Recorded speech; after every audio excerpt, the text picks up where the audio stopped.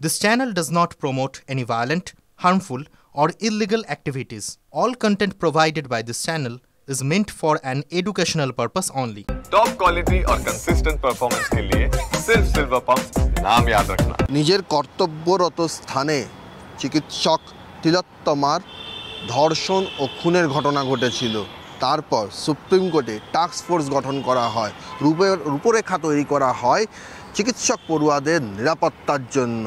এত কিছুর পরও এসএসকেএমে সেই ঘটনার পুনরাবৃত্তি, ছাত্রী নিবাস থেকে ছাত্রীরা বেরোতে পারবেন না বহিরাগতদের জন্য একটা হাসপাতালের ক্যাম্পাসে, সেটাও আবার রাজ্যের প্রথম সারির উৎকর্ষ কেন্দ্র এসএসকেএম হাসপাতালে।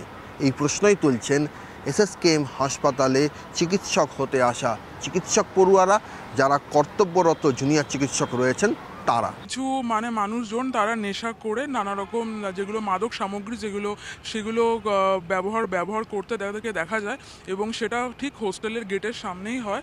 এবং তাতে কি হয় যে যারা ছাত্রছাত্রীরা পড়ুয়া যারা আছে তাদেরকে হোস্টেলের মধ্যে তারা একটা নিরাপত্তাহীনতা ভোগ করে, আতঙ্ক সৃষ্টি হয়, একটা ভয়ের সৃষ্টি হয়। কর্তৃপক্ষ থেকে এটাও একটা নোটিশ আসে যে একটা হোয়াটসঅ্যাপ মেসেজ যে তারা বেরোবে না, এরকম কিছু একটা, ছাত্রীরা যাতে না বেরোয়। হ্যাঁ, ছাত্রীরা কর্তৃপক্ষ মেসেজ করে জানাচ্ছে। হ্যাঁ, এরকম জানিয়েছে যে একটা সমাবেশ আছে, তো বেরোনো যাতে না হয়। পুরুষ যাদের আগমন হয়েছিল তারা এরকম, যারা মহিলা যারা আছে তাদেরকে কটূক্তি করেছে, নানা রকম বাজে ভাষা শব্দ নানা রকম কিছু বলেছে, এবং তাতে অনেকেই তাদের একটা সুরক্ষাহীনতা যা হচ্ছে, আমাদেরকে যা বলছে আমাদেরকে হয়তো আগামীকালে হয়তো এমবিবিএসটা হয়তো হোস্টেলের ভেতরে ঢুকেই ঘরে দরজা বন্ধ করে পড়তে হবে। সব জায়গাতেই সব কিছু থাকে, পুলিশও থাকে, প্রশাসন থাকে, কর্তৃপক্ষ থাকে, সব জায়গায় সব থাকে, তারপরে অনেক কিছু ঘটনা ঘটে যায়।